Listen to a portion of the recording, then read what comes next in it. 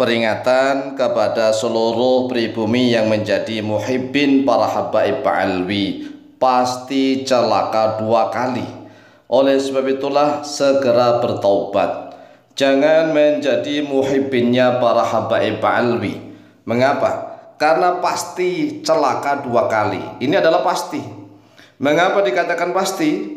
Apakah kita belum tahu bahwa Habib Alwi itu adalah pembohong dan pendusta? Yang pertama, celaka sebab ajaran Habib Alwi telah merusak akidah Islamiyah, merendahkan Nabi Muhammad SAW dan Ahlul Bait. Apa buktinya? Kalau ajaran Habib Alwi itu merendahkan Nabi dan Ahlul Bait, buktinya adalah karena derajat faqih muqaddam terlalu ditinggikan oleh oknum-oknum Habaib Alwi sampai melampaui batas. Faqih muqaddam dikatakan bisa mi'raj sehari semalam 70 kali. Coba bayangkan, sehari semalam bisa mi'raj 70 kali. Sedangkan Nabi Muhammad SAW seumur hidup hanya sekali, itu pun karena akan menerima perintah untuk sholat fardu 5 waktu. Lalu apa tujuannya faqih muqaddam mi'raj sampai 70 kali setiap hari? Ini orang-orang non muslim, orang-orang Yahudi, Nasrani, Kristen, Katolik mentertawakan dan semakin menghina Nabi Muhammad SAW. Ternyata derajatnya Nabi Muhammad SAW itu tidak ada apa-apanya bila dibandingkan dengan derajatnya faqih muqaddam panutan Habaib Alwi. Cobalah direnungkan,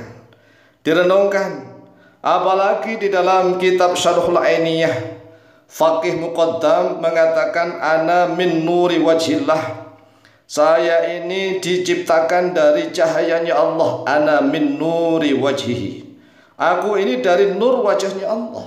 Coba bayangkan, ini kan sungguh luar biasa. Ajarannya faqih muqaddam ini sebenarnya dibuat-buat oleh para oknum Habaib Alwi. Para oknum Habaib Alwi telah menulis kitab tentang ajaran-ajaran yang sesat menyesatkan. Oleh sebab itulah mengapa rata-rata oknum Habaib Alwi sangat mengunggulkan derajatnya faqih muqaddam di atas derajatnya Nabi Muhammad SAW. Apalagi cuma derajatnya Ahlul Bait, apalagi cuma derajatnya Sayyidah Fatimah, derajatnya Ali bin Abi Thalib dan Hasan Husain. Coba bayangkan, nggak ada apa-apanya. Nah, mereka ini kan kurang ajar. Mereka membungkus ajaran sesat mereka dengan ajaran apa? Ajaran maulid Nabi, dengan sholawat Nabi, dengan ajaran-ajaran seolah-olah cinta sholawat, cinta Nabi, cinta Ahlul Bait. Tetapi dari dalam sendiri mereka menghancurkan seluruh akidah Islamiyah. Mereka mengatakan bahwa derajatnya faqih muqaddam di atas segala-galanya. Faqih muqaddam mampu mi'raj sehari semalam 70 kali. Faqih muqaddam seperti Nabi Khidir, bahkan seperti malaikat Jibril. Luar biasa. Jangankan kok Sayyidina Hasan Husain, jangankan kok Sayyidina Ali bin Abi Thalib, Sayyidah Fatimah, lawang derajatnya Nabi Muhammad SAW saja telah dihina dan direndahkan oleh oknum-oknum Habaib Alwi. Ini akan merusak akidah Islamiyah. Ini adalah kecelakaan yang pertama, pasti celaka. Mengikuti ajaran Habaib Alwi berarti telah merusak akidah Islamiyah. Kan seluruh ajaran Islam itu yang membawa adalah Nabi Muhammad SAW. Jadi kalau seandainya menghina Nabi Muhammad SAW, maka rusaklah seluruh ajarannya.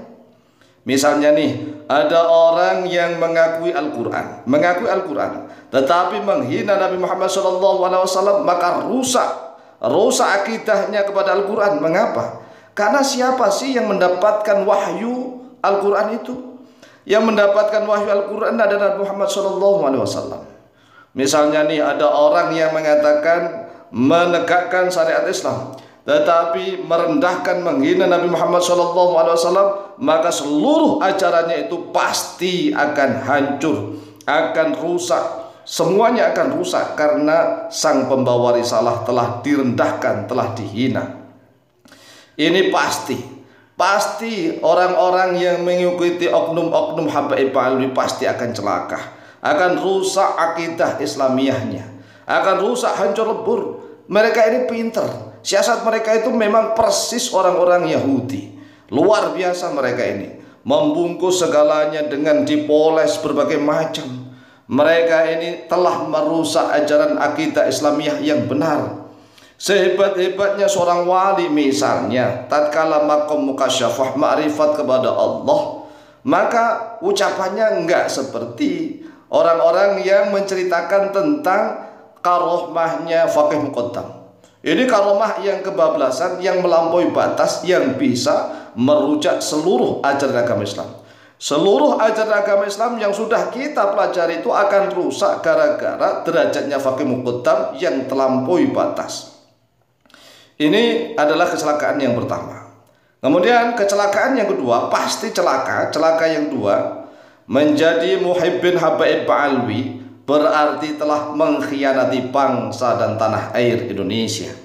Mengapa begitu?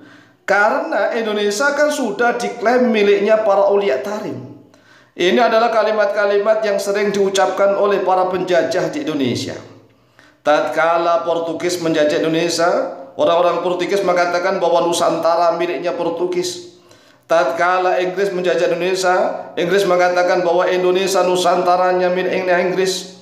Tatkala Belanda menjajah Indonesia, Belanda mengatakan bahwa Indonesia ini miliknya Belanda, sehingga resmi disebut sebagai Hindia Belanda. Sama dengan orang-orang Yaman, tatkala menjajah spiritual ideologi di Indonesia, mereka mengatakan bahwa Indonesia ini miliknya para aulia tarim, orang-orang Yaman. Ini adalah penghinaan terhadap seluruh leluhur bangsa kita. Kemudian para Habaib Alwi mengatakan Indonesia dahulunya kering kerontang, tapi barokah kedatangan Habaib Alwi berubah jadi subur dan makmur. Ini kan penghinaan kepada seluruh bangsa Indonesia. Bangsa Indonesia sudah diberikan oleh Allah tanah yang subur makmur, negeri yang diberkahi oleh Allah sejak dahulu kala. Tetapi oleh oknum-oknum Habaib Alwi sengaja dibuat cerita bohong, palsu dan dusta. Di dalam sebuah kitabnya menuliskan bahwa Indonesia dahulunya adalah kering, tidak ada sungai-sungai.